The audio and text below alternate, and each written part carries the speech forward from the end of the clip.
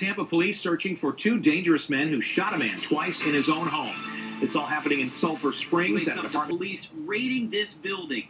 Just upstairs, cops pulling out pounds of marijuana and growing materials. For years, drugs and violence have been the scene in Sulphur Springs, a tough, impoverished neighborhood in Tampa, Florida.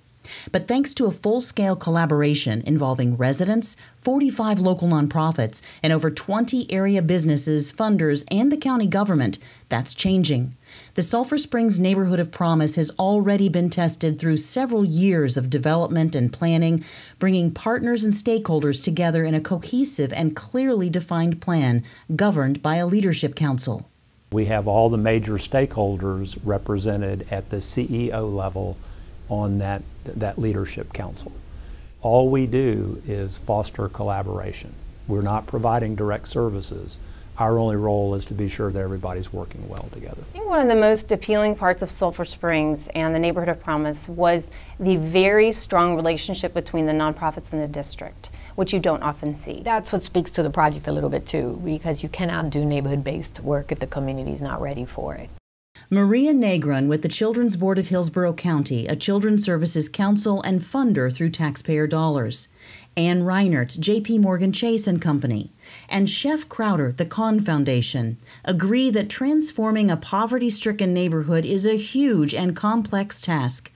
So the initiative has focused on creating a culture that promotes the caring, nurturing, and successful education of children through the combined and focused efforts of the collaborative team. And it wasn't just one organization doing all of the work, but everybody identified with what their role was. For the collaboration to work, they first had to define their approach and agree to a multi-year timeline.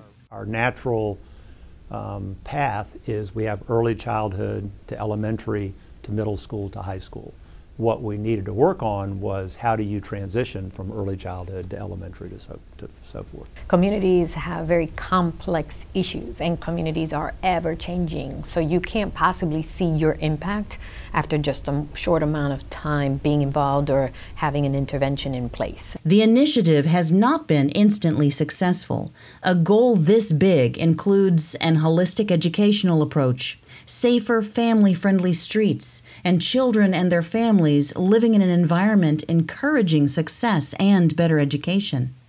And an initial stumble in determining data helped them focus on 4 areas they can measure: parental involvement, attendance, social-emotional learning, and academic achievement. When things weren't working, they all addressed it. Everyone's held accountable and produce the outcomes that everybody expects. And if they don't continue down the path that's unsuccessful. They stop, reassess, and readjust. What we're really trying to do is start with the end in mind. What is it that we're trying to accomplish? And again, our theory is if we can be successful in those 4 areas, we will end up with better educated children.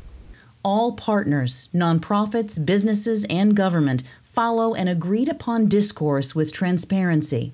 If something's not working, communicate. Include everyone. Ask and listen.